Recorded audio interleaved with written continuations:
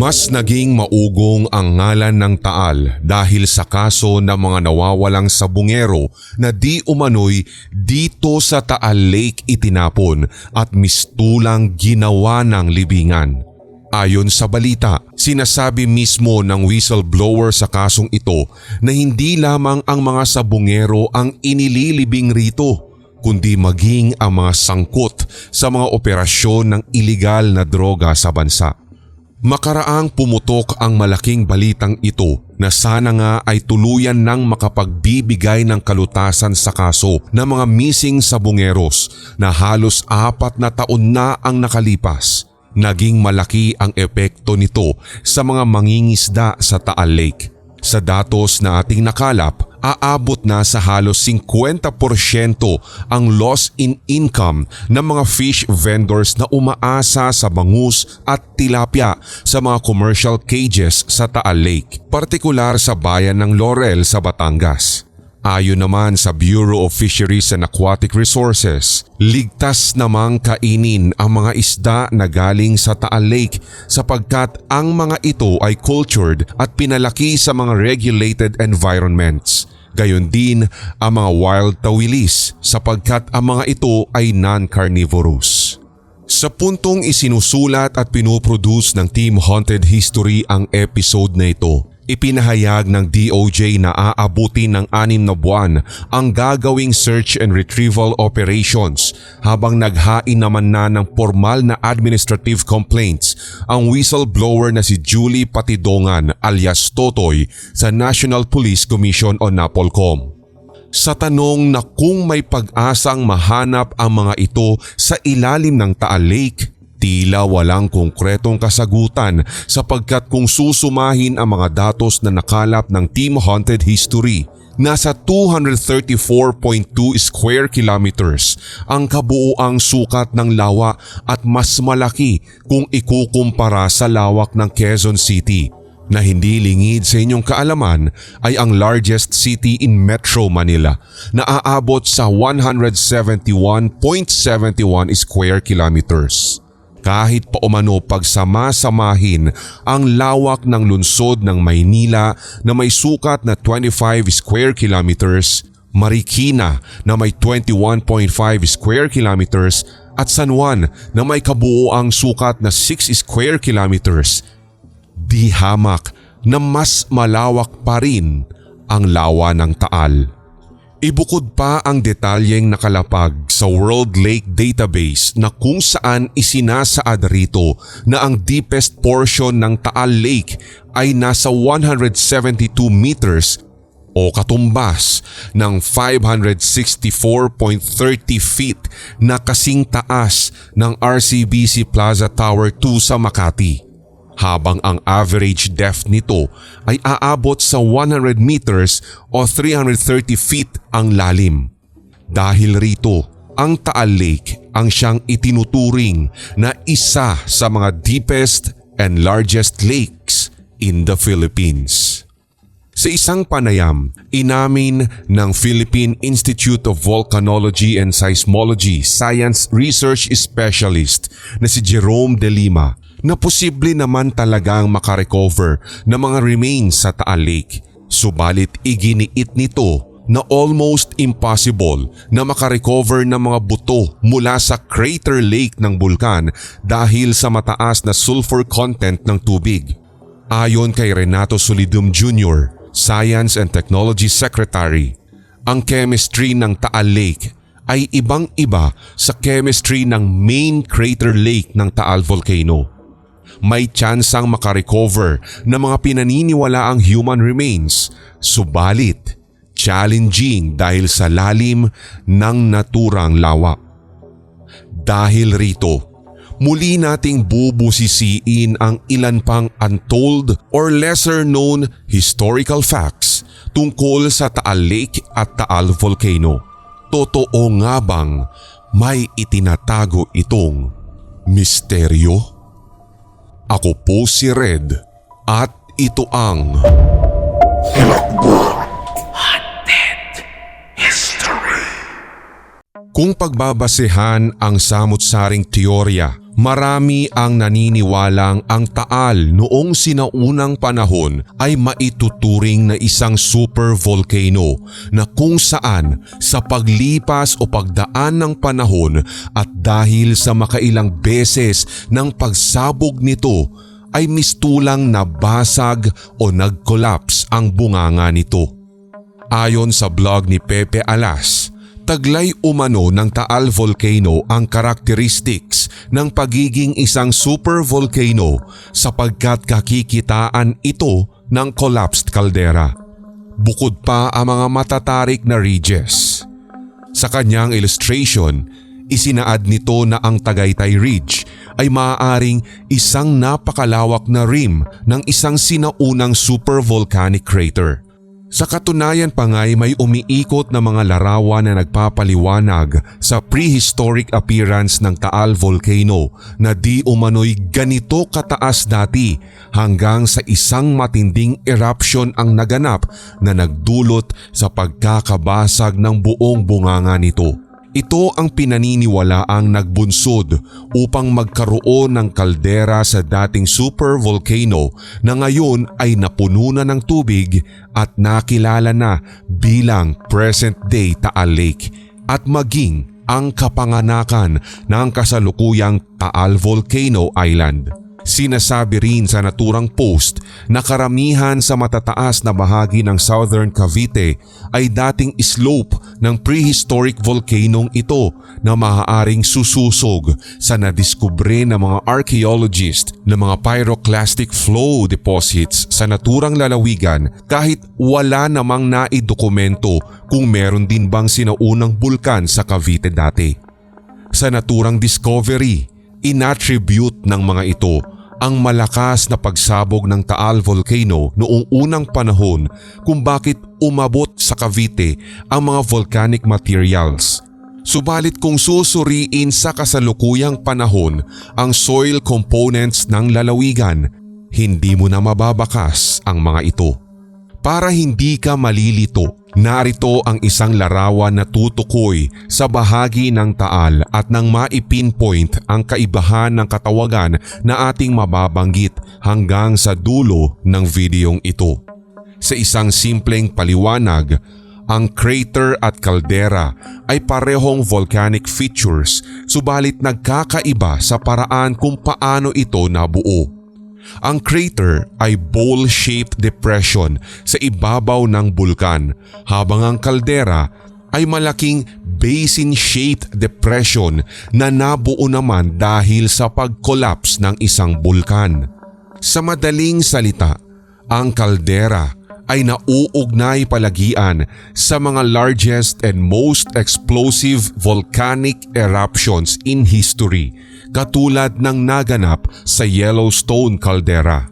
At kung sakali mang tama ang saliksik ng unang nabanggit, kahalintulad ito sa pagsabog ng prehistoric Taal Volcano. Ayon sa UNESCO, very rare ang geological feature ng Taal Volcano sapagkat taglay nito ang isang isla na napapalibutan ng lawa na nasa loob ng isa pang isla na napaliligiran rin ng lawa at ang lahat ng mga ito ay napapaloob sa isang mas malaking isla. Ito ay tumutukoy sa Volcan Point, Main Crater Lake, Volcano Island, Taal Lake at ang Luzon. Dagdag pa ng UNESCO, maaaring ang 1911 eruption ang siyang nagdulot ng unusual geological characteristics nito.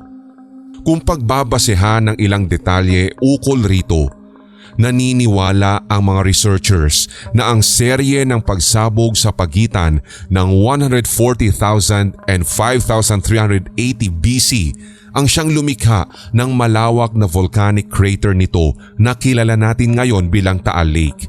Ang tubig na pumuno sa Caldera Lake ay pinaniniwalaang galing sa karagatan na ngayon ay mas kilala bilang Balayan Bay at dumaloy sa pamamagitan ng nooy malawak pang Pansipit River.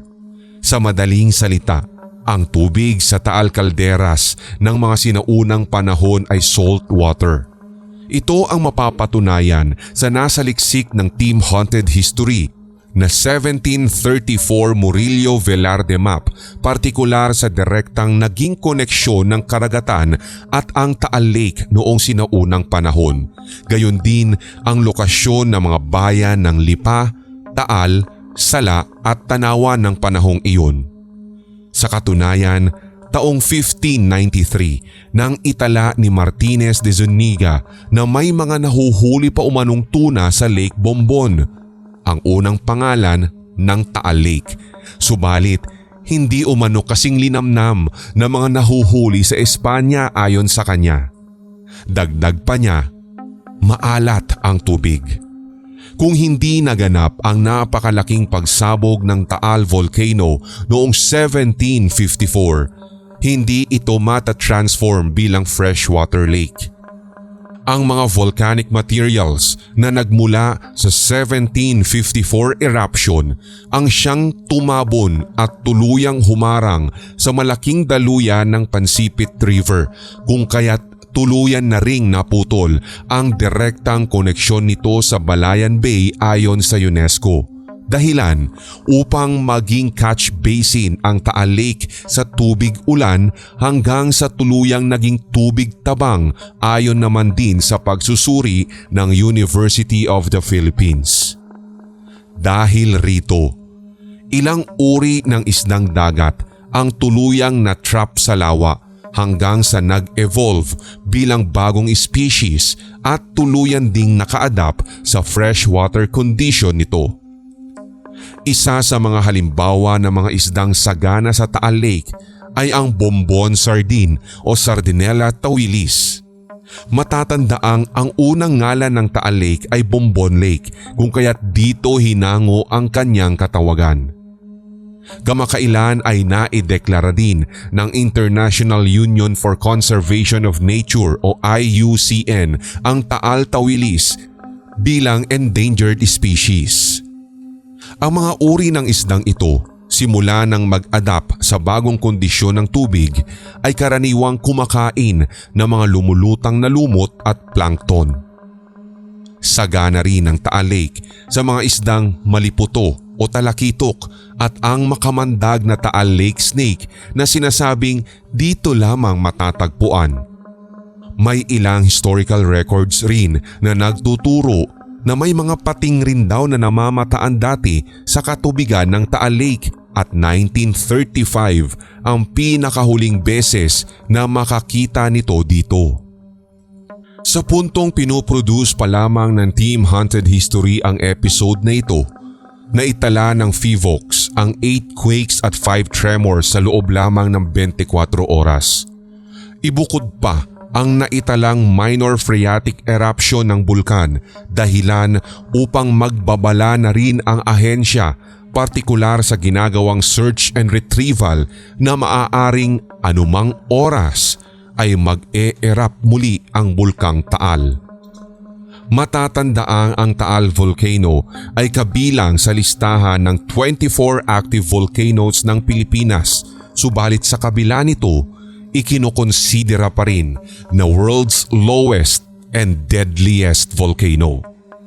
Sa record ng FIVOX, klasipikado bilang complex volcano system, meron ang Taal at nagtataglay ng kabuuang bilang na 47 craters. Base sa natipon na timeline ng Taal volcano eruptions mula sa FIVOX, sinasabing ang pinakaunang naitala na volcanic activity nito ay noong taong 1572 na kung saan phreatomagmatic eruption ang naganap sa main crater nito.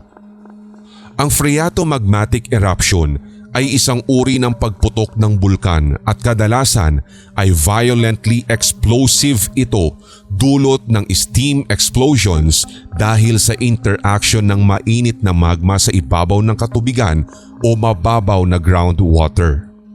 Sa magkakaibang taon ng 1591, 1605 hanggang 1611, 1634, 1635, 1641 at 1645, na i-record ang magkakahiwalay na pagsabog na naganap sa main crater ng Taal Volcano. Sa pagsusuri noong 1591 at 1641, phreatic eruption ang naganap. Ang phreatic eruption ay isa ring uri ng pagsabog ng bulkan at karaniwang pag-uumpisa ito ng mas malaking pagputok habang tumatagal ang panahon. Sa siyensya, karaniwang pre-existing rock, ash at steam lamang ang inilalabas ng bulkan at kadalasang walang iniluluwang magma sa ganitong uri ng eruption. Taong 1701, muling sumabog ang Taal at sa pagkakataong ito, ang crater sa gawing binintiang malaki na ganap ang volcanic activity. Sinasabing ito ang dahilan kung bakit nabuo ang binintiang malaki na siyang madalas nating nakikita kung ikaw ay nasa Tagaytay at madalas na napagkakamalan pa ngang mismong Taal Volcano.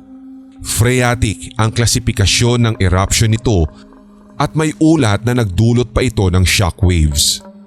Naulit ito noong 1715.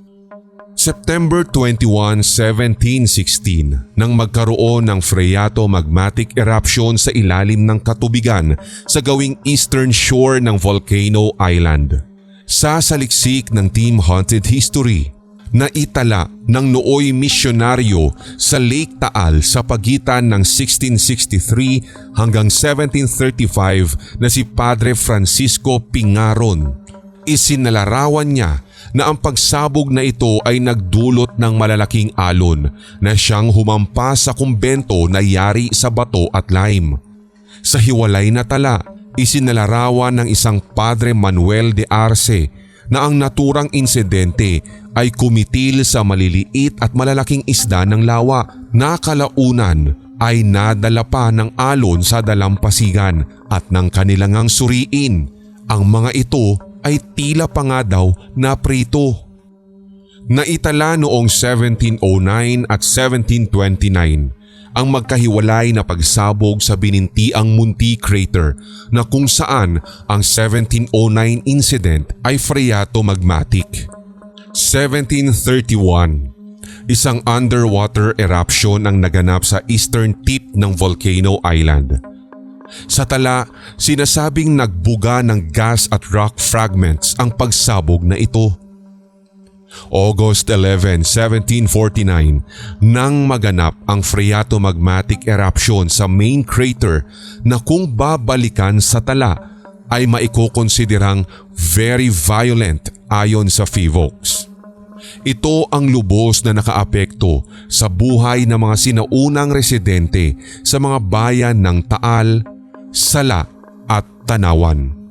Taong 1790, 1808, 1825, 1842, 1873, 1874, 1878, 1903 at 1904.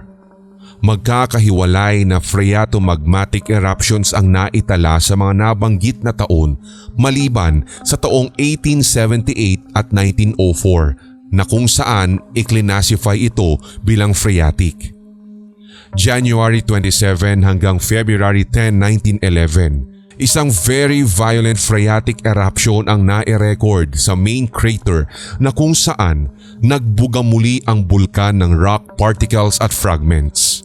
Sa kasamaang palad, tinatayang 1,335 ang nasawi sa insidenteng ito habang nag-iwan naman ng 25 to 80 cm na kapal ng ashfall at ang pag-ulan pa ng acid rain ay naitala.